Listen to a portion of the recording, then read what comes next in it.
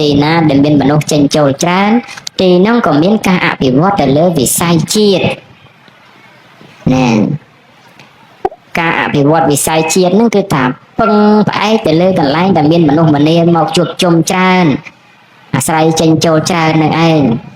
ឃើញទេរាជរដ្ឋាភិបាលលោកចាត់ទុកថាវិស័យទេសចរណ៍នេះក៏ទៅជាវិស័យមួយជំរុញឲ្យសក្តានុពលផ្នែកការកើនឡើងនៅ GDP របស់ប្រជាពលរដ្ឋមួយផ្នែកដែរ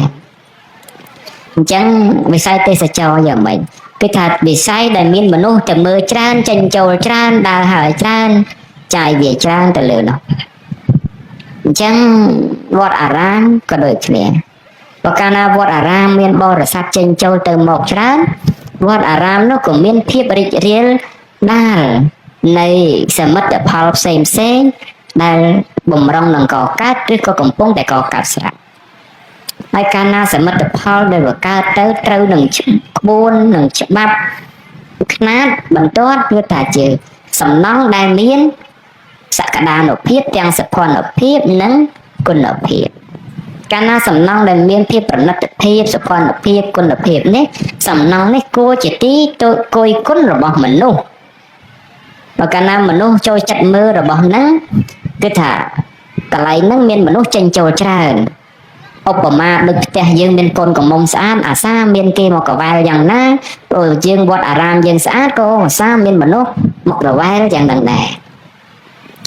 ហើយតើកាលណាមានមនុស្សមកកវែលមកមើលច្រើនវាជំរុញដល់ការរីកចម្រើននៃសេដ្ឋកិច្ចក្នុងមូលដ្ឋានអញ្ចឹងគឺថាជាការជំរុញណាស់យើងគិតមើលទៅថាកន្លែងដែលមានមនុស្សចេញចូលថាជាពលរដ្ឋមានឱកាសមកដូចថ្ងៃហ្នឹងអញ្ចឹងទៅមានមនុស្សចេញចូលវត្តច្រើនអញ្ចឹងទៅអ្នកលក់អ្នកដូរក្តីឬក៏កន្លែងផ្សេងក្តីទទួលបាននៅផល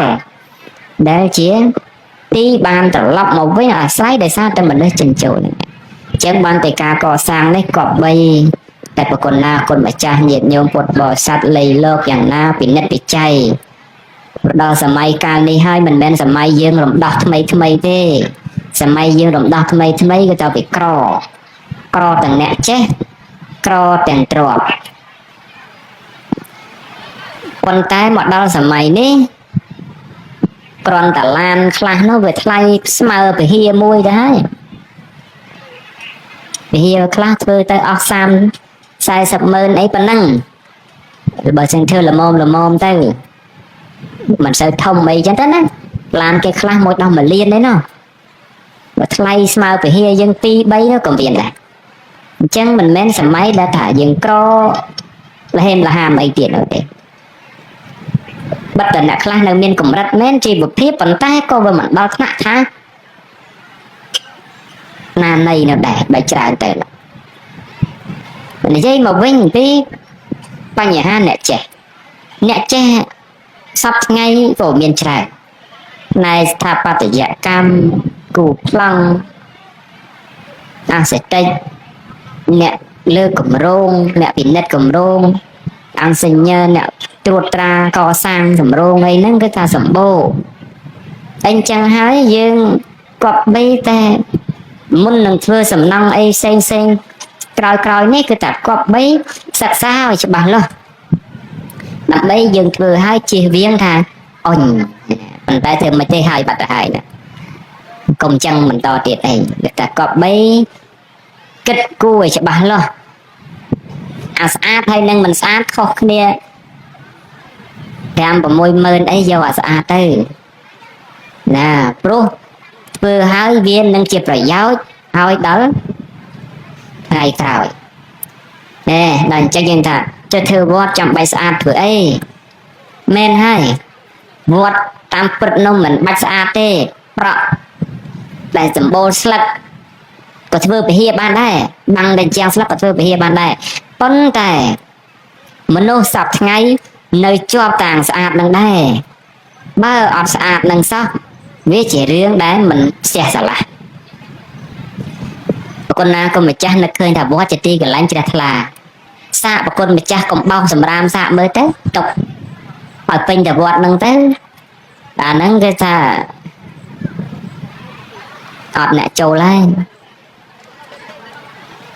អត់ចូលហើយគេថាទៅទៀតណាលោកវត្តនឹងខ្ជិលចឹងជាដើមដែរចឹងគឺថាប្រសក់យើងនោះមិនមែនអ្នកដែលជាក់លាក់ជាមួយគុណនៃព្រះរតនត្រ័យថាអូចិត្តចេតសិកឬក៏ធម៌ដែលអស់ទៅសូន្យទៅនៅទុកមិនបានស្ថិតនៅលើរបស់ស្អាតមិនស្អាតហ្នឹងទេគាត់នឹកឃើញថាវត្តណាស្អាតគាត់ចង់ទៅមិនបានទៅធ្វើអីទៅធ្វើបុណ្យហ្នឹងតែ 5% ទេគាត់ចង់ទៅថតរូបបានបង្ហាញប្រាប់គេទៅអាហ្នឹងវាច្រើនភាគរយជាងមកបុណ្យហ្នឹងបរិស័ទយើងវានៅជាប់អញ្ចឹងដែរដោយតែនាំគ្នាទៅថៃអញ្ចឹងណាមានទៅធ្វើអីទៅដើរមើលតែវត្តគេហ្នឹងឯងតាមវត្តគេហ្នឹងអញ្ចឹងទៅថតរូបបង្ហើយកមកអួតយាយហ្នឹងគាត់ឃើញនៅគាត់ចង់ទៅតាមទៀតដែរប្រមូលកូនប្រមូលចៅសុំលុយកូនសុំអីឲ្យធ្វើប៉ាសពតទិញសម្បត្តិទៅអញ្ចឹងទៅឃើញវត្តនៅប្រទេសណាស្អាតអញ្ចឹងទៅអញ្ចឹងទៅគឺថាវាអញ្ចឹងដែរដល់ទៅវត្តទៅស្រុកលាវស្រុកថៃស្រុកវៀតណាមអីអស់ទៅវាឈប់មកវត្តខ្មែរមកពីវត្តខ្មែរធ្វើតាមមិនសូវស្អាតធ្វើទៅមិនសូវឲ្យគេជ្រះថ្លាដល់តែមានវត្តណាដែលគេធ្វើស្អាតមួយអញ្ចឹងទៅក៏យើងនេះតាំងនិយាយតែតាមអីវត្តអ្នកមានអីចឹងតែវាអត់មានវត្តអ្នកមានវត្តអ្នកក្រអីទេវាកើតចេញតែពីក្រទាំងអស់គ្នាប៉ុន្តែបើក្រហើយឲ្យវាគេអាណិតឬតែក្រហើយឲ្យច្បាស់លាស់កុំខ្ជះខ្ជាយអ្នកខ្លះគាត់ក្រប៉ុន្តែគាត់ខ្ជះខ្ជាយលើអាភាពក្ររបស់គាត់នឹងទៀតបានតែវាមិនចេះមានសោះនោះបើសិនជាក្រហើយចេះច្បាស់លាស់យូរឆាប់វាគង់ក្រន់ជាងហ្នឹងអញ្ចឹងសំណងដែលធ្វើនេះគឺថាត្រូវផ្ចិតផ្ចង់ហើយក៏ត្រូវរក្សាឲ្យបាននៅរចនាបថប្រពៃណីជាតិដែរកុំឲ្យទំនើបពេកទៅវាទៅជារបស់គេ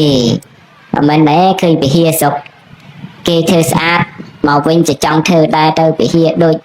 លាវខ្លះដូចភូមិមាខ្លះដូចថៃអីខ្លះក៏វាមិនត្រូវជាមួយនឹងគោលការណ៍របស់រដ្ឋាភិបាលដែរ